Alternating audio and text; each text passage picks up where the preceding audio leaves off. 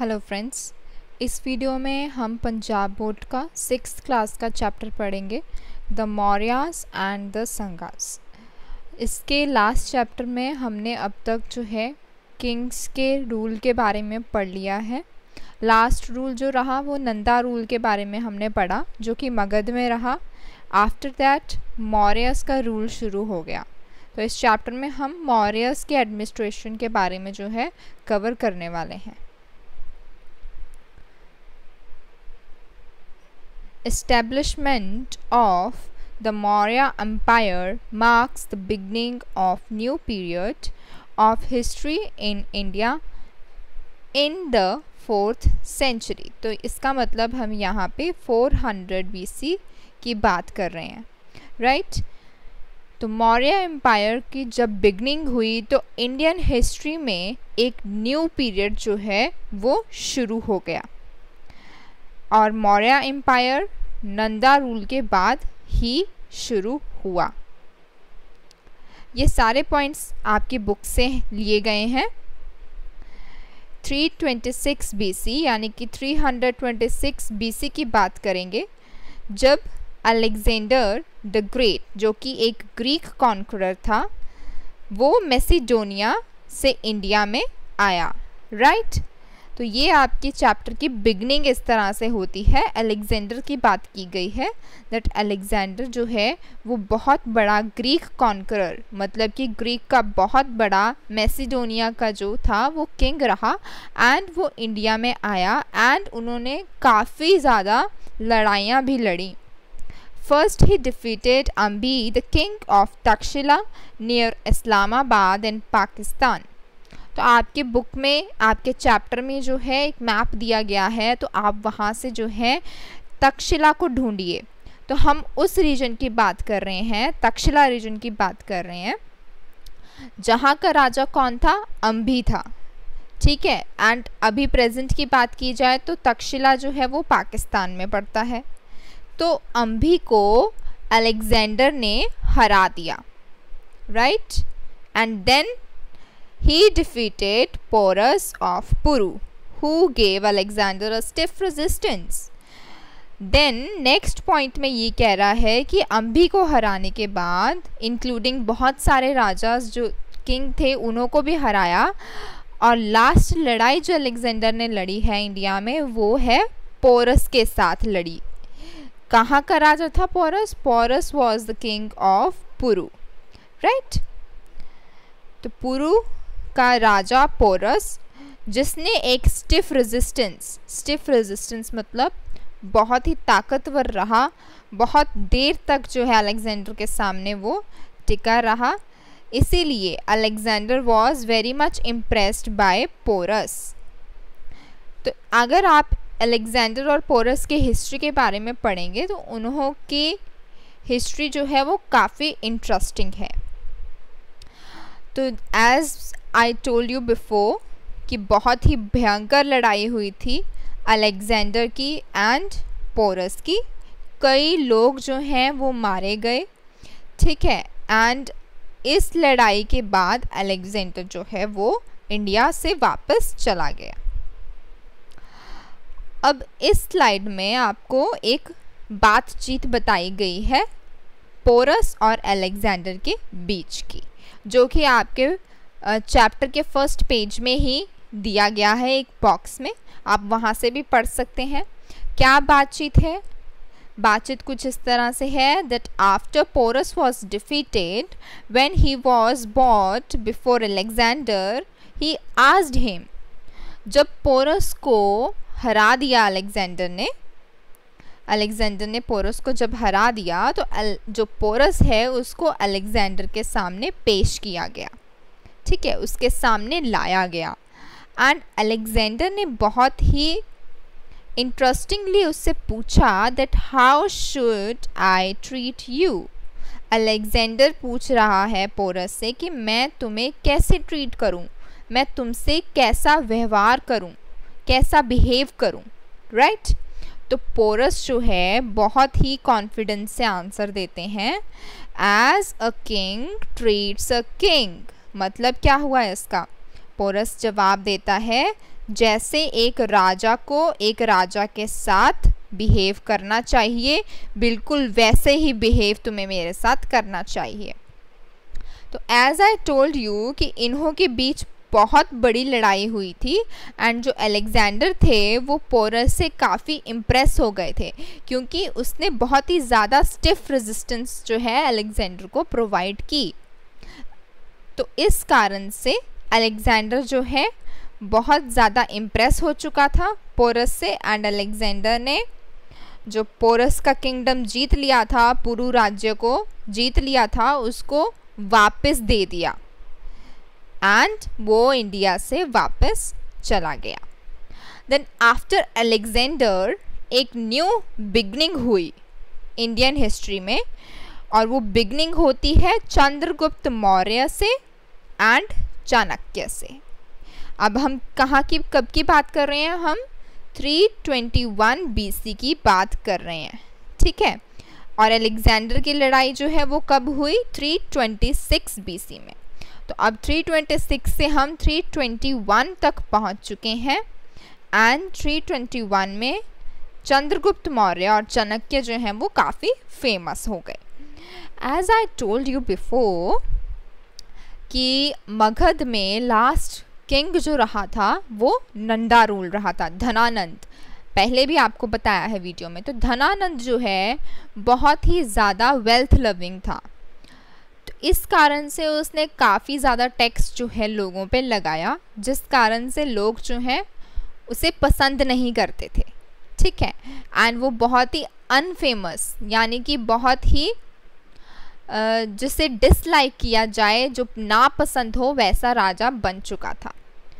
तो ऐसे राजा को हटाने के लिए चंद्रगुप्त मौर्य, जो कि अपने टीचर की हेल्प से मगध का नेक्स्ट किंग बन जाता है। So this is Chanakya and ये है चंद्रगुप्त मौर्य। तो Chandragupta Maurya with the help of his teacher establish Maurya empire. किसकी इस्टेब्लिशमेंट करते हैं वो? मौर्य एम्पायर की। और कौन से सन में करते हैं? 321 BC में, ठीक है। सो जब चाणक्य ने चंद्रगुप्त मौर्य को मगध का राजा बना दिया, तो उस टाइम पे जो चाणक्य जी थे वो खुद मगध के प्राइम मिनिस्टर बन गए। एंड वहाँ की एडमिनिस्ट्रेशन को कौन देखा करता था? चाणक्य जी देखा करते थे। उस टाइम में जब चंद्रगुप्त मौर्य रूल कर रहा था मगध पे, तो उस टाइम पे कई बुक्स जो हैं वो लिखी गई, जिनमें से टू इम्पॉर्टेंट बुक्स जो हैं वो मैं आपको बता रही हूँ यहाँ पर। फर्स्ट वन इज अर्थशास्त्र। It is given in your book, आपकी बुक में दिया है। 1 मार्क्स का MCQ बेस्ड क्वेश्चन यहाँ से सीधा बनता है, तो ध्यान से सुनिए। अर्थशास्त्र जो है, जो कि किसने लिखी थी? कौटिल्य ने लिखी थी। एंड कौटिल्य कौन है? Kautilya is another name of Chanakya, यानी कि चाणक्य को कौटिल्य के नाम से भी जाना जाता था। तो ये आपको याद रखना है, चाणक्य का दूसरा नाम जो है वो कौटिल्य है। एंड अर्थशास्त्र बुक का ऑथर कौन है, किसने लिखी है? वो चाणक्य ने लिखी है, या आपको ऑप्शन में कौटिल्य भी आ सकता है। सो दूसरी बुक आपको नेक्स्ट स्लाइड में दिखाएंगे। तो यहाँ पे एक और पॉइंट दिया गया है, किसके बारे में दिया गया है? चाणक्य के बारे में। That Chanakya was teacher at Takshashila, ठीक है। Takshashila as I told you before कहाँ पर पड़ता है? इस्लामाबाद में पड़ता है, पाकिस्तान में। तो तक्षशिला यूनिवर्सिटी का बहुत ही बड़ा स्कॉलर, बहुत ही बड़ा टीचर रहा चाणक्य, और उन्होंने अर्थशास्त्र बुक जो है वो लिखी। सो नेक्स्ट बुक जो हम बात कर रहे थे, नेक्स्ट बुक है Indica, and Indica is written by Megasthenes. ये आपकी फिल इन द ब्लैंक में भी है point, and 1 marks MCQ based के लिए इम्पॉर्टेंट है, ठीक है। तो मेगास्थनीज ने, जो कि एक ग्रीक एम्बेसडर था, कहाँ का? सेलेकस निकेटर। आई नो नाम थोड़े डिफ़िकल्ट हैं बट बार बार सुनेंगे तो याद हो जाएंगे। मेगास्थनीज जो हैं वो एक ग्रीक एम्बेसडर थे, कहाँ के? सेलिकस निकेटर के। सेलिकस निकेटर मतलब कि चंद्रगुप्त के जो उसका महल था उसकी बात कर रहे हैं यहाँ पर। सेलिकस निकेटर का मतलब ये है, ठीक है। तो सेलिकस निकेटर के ग्रीक एम्बेसडर रहे मेगास्थनीज, एंड उन्होंने कौन सी बुक लिखी? Indica. This is very important. Indica book किसने लिखी है? मेगास्थनीज ने। So next is about Ashoka's edicts. Ashoka's edicts, तो अब पहला पॉइंट तो दिमाग में ये आएगा that who is Ashoka, right. अभी तो हम चंद्रगुप्त मौर्य की बात कर रहे हैं, तो अशोका कहाँ से आ गया? तो अशोका जी जो हैं वो इसके चंद्रगुप्त मौर्य के ग्रैंडसन हैं। ग्रैंडसन मतलब कि पोता। तो इन्हों का रूल जो है वो भी मगध में रहा और बहुत ही फेमस रहे, ये भी बहुत ही अच्छे राजा थे। तो इन्होंने कुछ चीज़ें बनवाई अपने रूल में, अपने रूल कर रहे थे उस टाइम पे उन्होंने कुछ चीज़ें बनवाई जिन्हें कहा जाता है अशोकास एडिक्ट्स, ठीक है। अशोकास एडिक्ट्स जो है ये कहा जाता है like inscription of Ashoka on rock and pillars. तो इन्होंने क्या किया इन्होंने रॉक्स और पिलर्स पे, यहाँ पे मैं मेंशन कर रही हूँ रॉक्स एंड पिलर्स। जो पिलर्स थे वो भी स्टोन के, not of iron, stony pillars पे उन्होंने कुछ इंस्क्रिप्शंस करवाई। एंड इंस्क्रिप्शंस का क्या मतलब होता है पहले भी बताया है। इंस्क्रिप्शन का मतलब कुछ लिखवा देना ऊपर, जैसे कि आपको यहाँ पे दिख रहा है, ठीक है। तो ये पिलर है, तो पिलर पे उन्होंने इंस्क्रिप्शन करा रखी है। एंड क्या लिखवाया है? अपने राज्य के बारे में, अपनी एडमिनिस्ट्रेशन के बारे में, ये सारी बातें जो हैं उनकी एडमिनिस्ट्रेशन के बारे में, उनके रूल के बारे में लिखी गई हैं। तो किस तरह के अशोकास एडिक्ट्स जो हैं वो प्रेजेंट हैं? या तो वो रॉक एडिक्ट्स हो सकता है, रॉक के ऊपर लिखवाया गया हो सकता है कुछ, या फिर पिलर एडिक्ट्स हो सकता है, जैसे कि यहाँ पे दिख भी रहा है, ठीक है। तो दो तरह के अशोकास एडिक्ट्स जो हैं वो होते हैं। इस मैप में आप देख सकते हैं एडिक्ट्स ऑफ अशोका। तो जो स्क्वायर है वो मेजर रॉक एडिक्ट्स हैं। ये मैप आपकी बुक में भी दिया हुआ है, वहाँ से भी देख सकते हैं। ट्रायंगल जो है वो पिलर है, पिलर के एडिक्ट्स हैं वो। एंड माइनर रॉक एडिक्ट्स और टेटोरियल लिमिट्स जो हैं, टेटोरियल लिमिट्स यानी कि ये व्हाट इज़ दिस? ये मगध का राज्य दिखाया गया है कि मगध जो है इस एरिया में, ये सारा एरिया जो था इट इज़ मगध, ठीक है। ये सारा एरिया मगध का है। तो यहाँ पर आप देख सकते हैं कि अशोका ने कितना कुछ बनवाया था। ये सारी चीज़ें जो हैं अशोकास एडिक्ट्स हैं। कुछ इनमें से जो हैं रॉक पिलर्स हैं, ठीक है, कुछ इनमें से जो हैं स्टोन पिलर्स हैं। सो नेक्स्ट इज अबाउट डायनेस्टी। तो डायनेस्टी के बारे में एक पॉइंट दिया गया है आपकी बुक में, that is when many members of one family become king and the one after another is called dynasty. मतलब कि जैसे अभी चंद्रगुप्त मौर्य का रूल था एंड चंद्रगुप्त मौर्य के बाद किसका रूल आया? बिंदुसार का रूल आया। एंड बिंदुसार के बाद अशोका का रूल आया।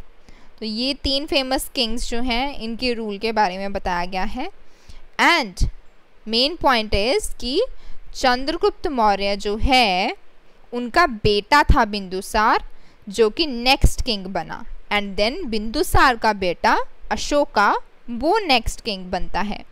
तो ऐसे एक जब फैमिली जो है वो किंग बनती है, एक वन आफ्टर अनदर, मतलब कि एक नेक्स्ट के बाद नेक्स्ट जो उसका सन है वो किंग बनता जाता है, तो हम उसको बोलते हैं that it is a dynasty. और यहाँ पे हम कौन सी डायनेस्टी की बात कर रहे हैं? यहाँ पे हम मौर्यन डायनेस्टी की बात कर रहे हैं। जैसे कि चंद्रगुप्त मौर्य, उसके बाद उन्हों का बेटा आया बिंदुसार मौर्य, उसके बाद उन्हों का बेटा आया अशोका मौर्य, ठीक है।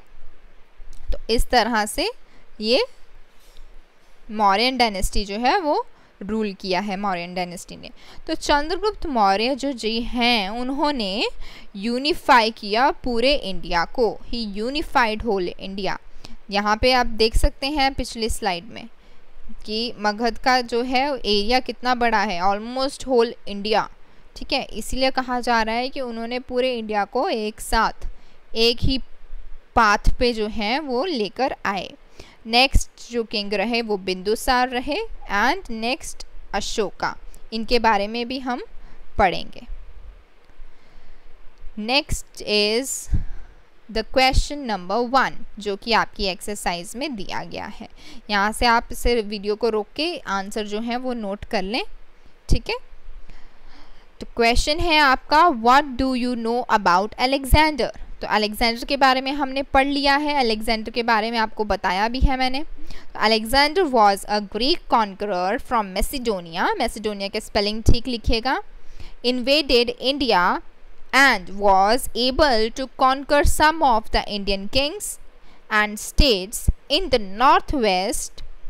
He first defeated Ambi and then Porus.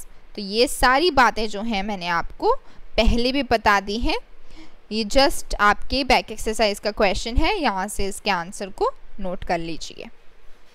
Next question है कौटिल्य के बारे में जो है वो नोट लिखना है आप लोगों को, write a note about Kautilya. तो ये भी हमने पढ़ लिया है। Let's go through the answer. First point है Kautilya was another name of Chanakya, right. Next second point है he was the teacher of Chandragupta Maurya. Third point is he wrote a book named Arthashastra which tells about the administration of Magad during the rule. तो क्या है पहला point? पहला point is कि कौटिल्य का दूसरा नाम चाणक्य था। सेकंड पॉइंट इज कि वो चंद्रगुप्त मौर्य के टीचर हैं, टीचर रह चुके थे। एंड थर्ड पॉइंट इज उन्होंने जो बुक लिखी, क्या नाम है बुक का? अर्थशास्त्र, राइट। अर्थशास्त्र बुक जो है चाणक्य ने लिखी, जो क्या बताती है? मगध की एडमिनिस्ट्रेशन के बारे में बताती है। नेक्स्ट जो आपका क्वेश्चन है वो है अशोका के बारे में। अशोका को द अशोका ग्रेट कह के बुलाया जाता है। आपकी बुक में एक पैराग्राफ भी है, वहाँ से आप देख सकते हैं द अशोका ग्रेट लिखा होगा। सो इसके बेस पे क्वेश्चन पूछा गया है, why is Ashoka called great. तो Ashoka was son of Bindusara, right. ये तो पहले भी बता दिया आपको कि बिंदुसार का बेटा था Ashoka. And he was one of the great rulers in the world, बहुत बड़ा रूलर रह चुका। इस कारण से he was very famous for his message of peace and humanity. तो अशोका जी ने एक मैसेज दिया था पूरी दुनिया को, that is about piece and humanity. And he also taught tolerance towards religions, charity for the poor, and asked to give up violence. These teachings are known as Dharma of Ashoka. तो ये question भी आपको आ सकता है कि धर्मा of Ashoka जो है वो क्या है। तो क्या है? जो उसने पीस और ह्यूमैनिटी का मैसेज दिया, जिसमें उसने क्या बताया? टॉलरेंस बताई towards religions and charity, poor को चैरिटी, जो गरीब लोग हैं उनको दान करना, एंड जो वायलेंस है उसको गिव अप कर देना, उसको छोड़ देना। तो ये सब टीचिंग्स जो हैं उन्हें क्या कहा जाता है? धर्मा ऑफ अशोका। इन्हीं सभी कारण के कारण, इस सब वजह से उन्हें द ग्रेट अशोका कहकर बुलाया जाता है। सो इस क्वेश्चन को जो है आप नोट डाउन कर लीजिए अपनी नोटबुक पे। नेक्स्ट आपको अशोका के बारे में बताते हैं थोड़ा सा। चलिए, अशोका जी जो हैं उन्होंने रूल किया था मगध पे, एंड 232 BC में उनकी डेथ हो गई। इसके बाद मौर्य एम्पायर जो है इट ब्रोक डाउन, टूट गया मौर्य एम्पायर पूरी तरह से after the death of Ashoka, क्योंकि जो उसके सक्सेसर्स हैं, सक्सेसर्स मतलब जो आगे संभालने वाले थे राजगद्दी को, अशोका के बेटे हो गए या उनके भी बेटे हो गए, वो वीक एंड इनकम्पिटेंट थे, ठीक है, they were very weak and incompetent. इस कारण से मौर्य एम्पायर का डिक्लाइन हो गया। एंड जो लास्ट रूलर रहा अशोका, यानी कि मौर्य डायनेस्टी का जो लास्ट रूलर रहा वो मारा गया। He was killed in a war, और उसको किसने मारा?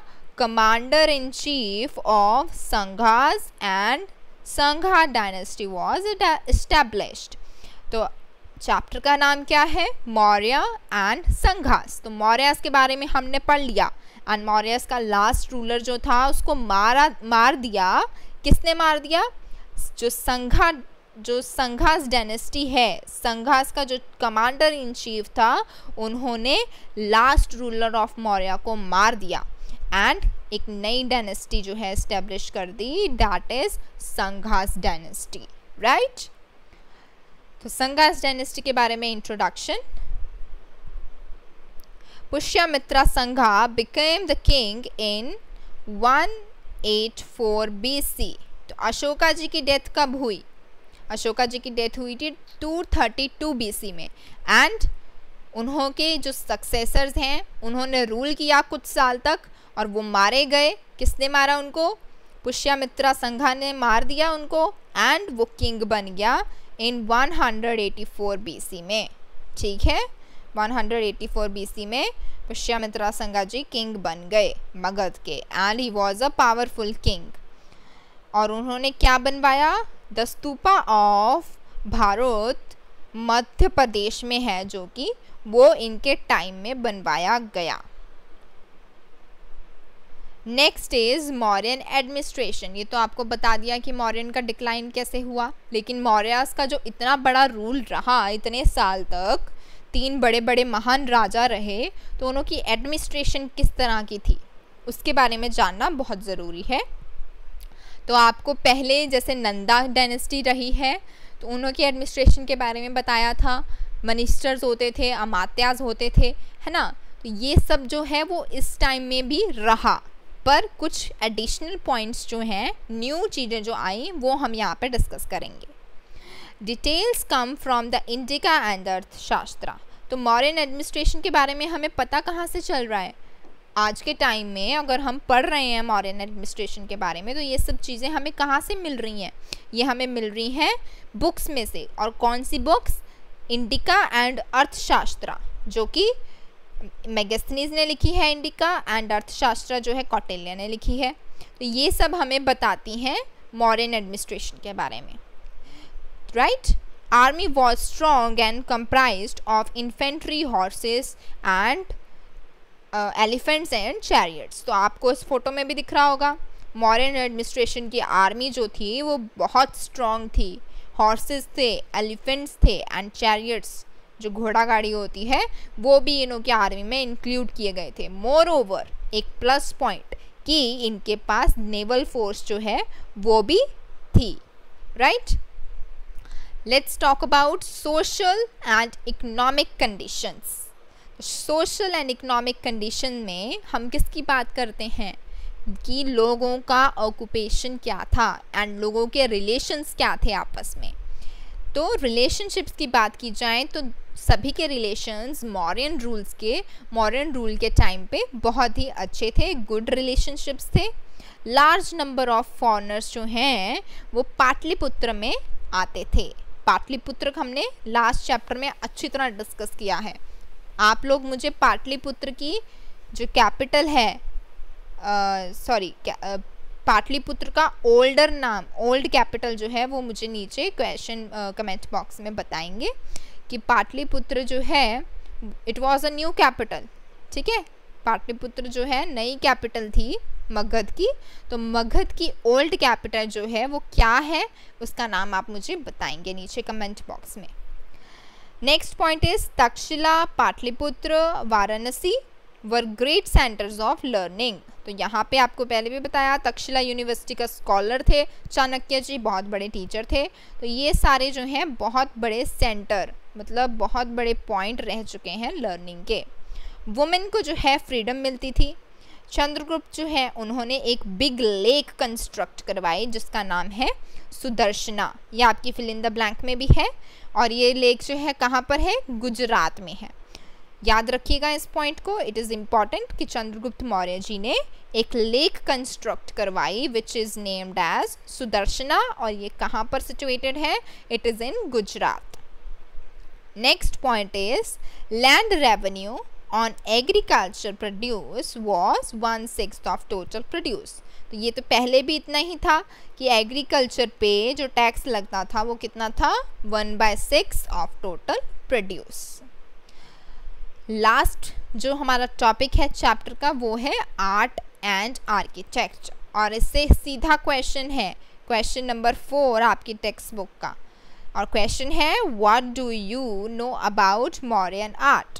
तो आर्ट एंड क्राफ्ट की बात करें तो आर्ट हम किसको बोलते हैं, जो भी चीज़ें बनाई जाती हैं। आर्किटेक्ट जो बड़ी बड़ी बिल्डिंग्स बनाई जाती हैं, ठीक है। तो इन सब को हम डिस्कस करेंगे, एंड इस क्वेश्चन का आंसर जो है वो ये है, दिस इज़ द आंसर। तो आप इसको जो है नोट कर लीजिए, ठीक है, इसको आप नोट कर लीजिए आंसर को। अशोका, पहला पॉइंट है Ashoka and the large number of stupas, यहाँ पे आएगा अशोका बिल्ड, ठीक है, एंड की जगह आएगा build, BUILD, build. Ashoka build a large number of stupas, इसको करेक्ट कर लेना। The stupa of Sanchi in Madhya Pradesh is very famous. तो अशोका जी ने बहुत सारे स्तूपास बनवाए, और स्तूपा ऑफ सांची जो है कहाँ पर है, ये जो है स्तूपा ऑफ सांची है, मध्य प्रदेश में है ये। तो ये किसने बनवाया, अशोका जी ने बनवाया। Next second point is he also build caves. Caves देखिए यहाँ पे दिखाई गई है, केव्स कितनी ब्यूटीफुल आर्किटेक्ट है उस टाइम की, है ना, 300 BC की। तो ब्यूटीफुल डिज़ाइंस जो हैं वो बनवाए गए in the hills of Barabar and Nagarjuni, जो कि बिहार में है, और ये सब जो है रिलीजियस मॉन्क्स को दे दिया गया। हमने 2 चीज़ों की बात करनी है, स्तूपास की बात करनी है, और उसमें क्या आ जाएगा, स्तूपा ऑफ सांची आ जाएगा। नेक्स्ट जो हमने बात करनी है वो करनी है हिल्स की, ठीक है, हमने बात करनी है केव्स की, और केव्स में एग्जांपल आ जाएगी नगार्जुनी, जो कि बिहार में बनवाई अशोका जी ने। तो ये जो है आंसर है। एक थर्ड पॉइंट जो है वो भी आप इंक्लूड कर लीजिए, that is about national emblem. It is very important, क्योंकि ये आज भी हमारे इंडिया का जो है, जो कि ये डिज़ाइन है अशोका जी ने बनवाया था, एंड ये हमारा नेशनल एम्बलम है। Sculpture of 4 lines seated back to back was one of the top of the pillars at Sarnath. तो कहाँ पे बनवाया अशोका जी ने, ये सरनाथ में बनवाया। एंड क्या डिज़ाइन है इसका, 4 लाइन्स जो हैं वो बैक टू बैक एक दूसरे के पीछे बैठे होते हैं। दिस वॉज द डिज़ाइन, और ये किसने बनवाया, अशोका जी ने। This was all about art and architect, right. तो आई होप आपको समझ आ गया होगा चैप्टर, ज़्यादा डिफ़िकल्ट नहीं है, थोड़े नाम हैं उनको आप बार बार सुनेंगे तो आपको याद हो जाएगा। लाइक कर दीजिए वीडियो को, अपने सारे स्टूडेंट्स जो हैं वो अपने फ्रेंड्स को वीडियो शेयर करें जो कि 6th क्लास में पढ़ते हैं। एंड अगर किसी ने सब्सक्राइब नहीं किया है तो वो सब्सक्राइब कर लीजिए, क्योंकि सारी वीडियोस जो हैं वो यहीं पे आने वाली हैं। अब नेक्स्ट जो हमारी वीडियो होगी उसमें हम अपनी पॉलिटिकल साइंस, एक नया पार्ट है जो कि SST का, उसको शुरू कर देंगे, ठीक है। सो बी प्रिपेयर्ड, अपनी नोटबुक्स कंप्लीट कर लीजिए। Okay students, thank you, all the best.